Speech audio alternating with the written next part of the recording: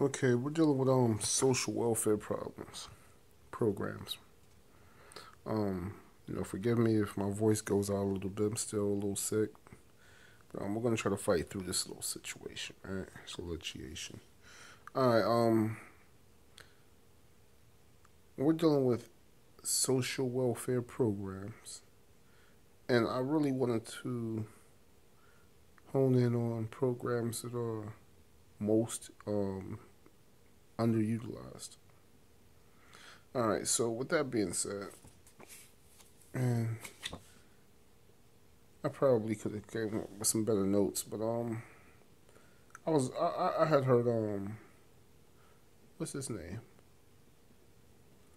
Man, what's the guy's name? Warren Buffett.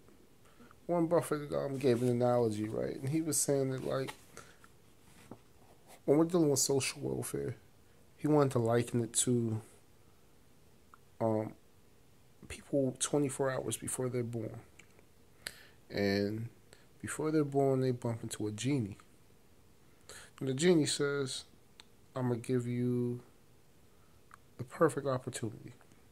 I'm gonna let you design the world in which you're going to inherit, that you're going to be born into in 24 hours." And the average person who knows stories about genies is going to say, "Okay, well, what's the catch?" Well, the catch was a small one. You're not going to know what your gender is, be male or woman, your health, healthy or disabled, your race, black, white, you know, your pardon, your social level, upper class, lower class, um, your cognitive level, if you're able to comprehend well or not. I mean, if you're going to be rich or poor, none of that. It's going to be thrown into a barrel, and it's going to be like a life lottery. You get to reach in, grab a ball, and that's all you get. Okay, so with that taken into consideration, you would try to figure out what is the ideal world, not knowing what you would come in and be. Well, that's basically what social welfare programs are. Social welfare programs are the ideas of people who would inherit a world not knowing exactly which seat they're going to get. So you want to make sure that there's an even playing field. You want to make sure there's women's rights. You may be born a woman. You want to make sure that minorities are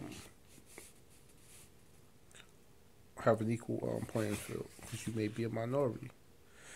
You want to make sure that there's programs for mentally or physically disabled. And you also want to make sure that there's economic programs. You may want to be politically informed.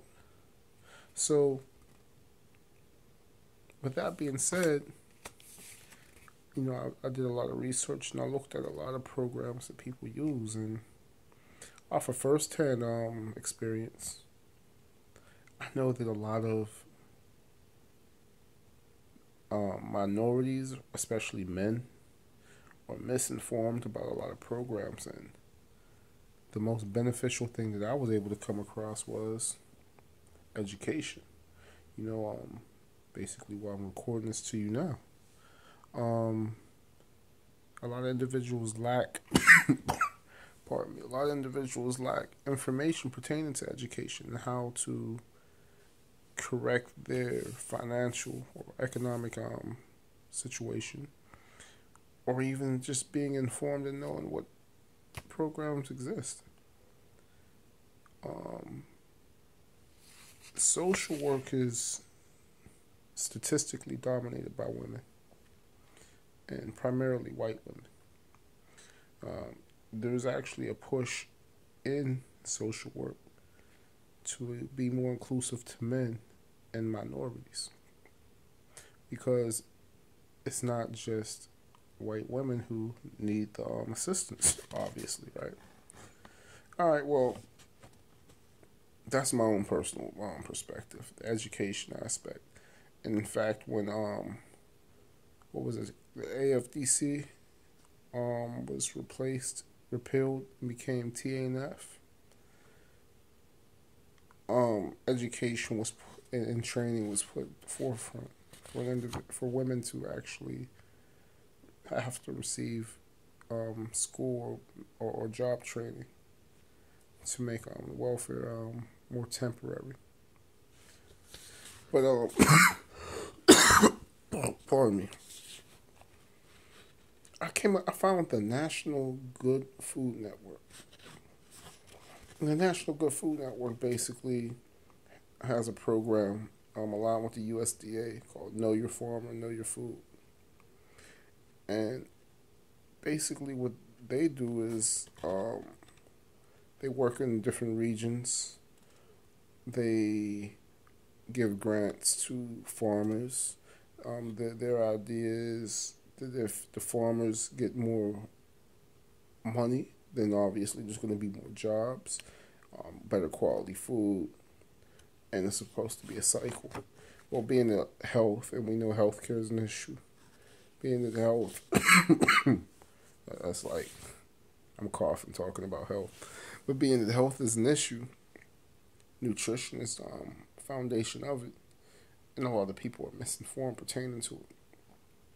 I also came across the Leadership Institute, and you can find out more about them at leadership.org.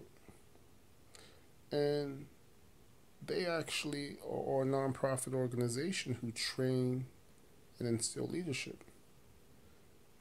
A lot of governors, pardon me, and political figures take advantage of that. But inner city youth more than likely don't have the access to information like that. So that's just two out of too many programs that are underutilized.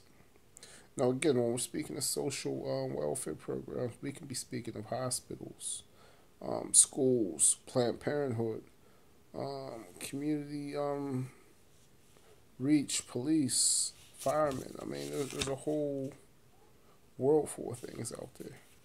So, for the most part, social welfare actually exists in multiple areas. The goal is to find out exactly how you can contribute and maybe, pardon me, be informed of how social welfare can contribute back to you.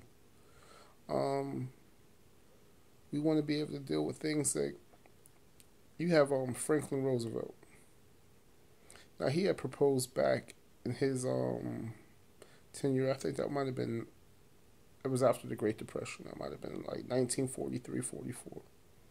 And he said anybody who made over $25,000 would be taxed 100%. See, we're talking about how to fund these social welfare programs.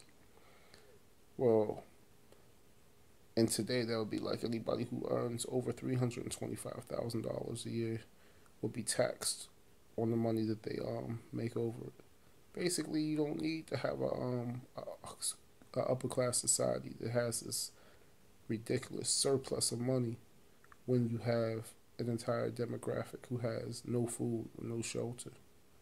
Of course, that created a big issue, and I think it bottomed out at like 94% or something like that. But bottom line is, ideally we want to have these programs that have some sort of funding to keep them going so everybody can benefit from it, and we also want to make sure that nobody exploits it, takes advantage of it. So even though we're dealing with social justice and looking out for those who don't have, we also want to make sure that programs are not abused so that they can last and so that they can be there for people who need them. So I don't want to keep going because I'll end up going off the subject. Again, nutrition. What was it called? National Good Food Network. Also the Leadership Institute. Those are two very underutilized programs. If we're speaking on a macro level.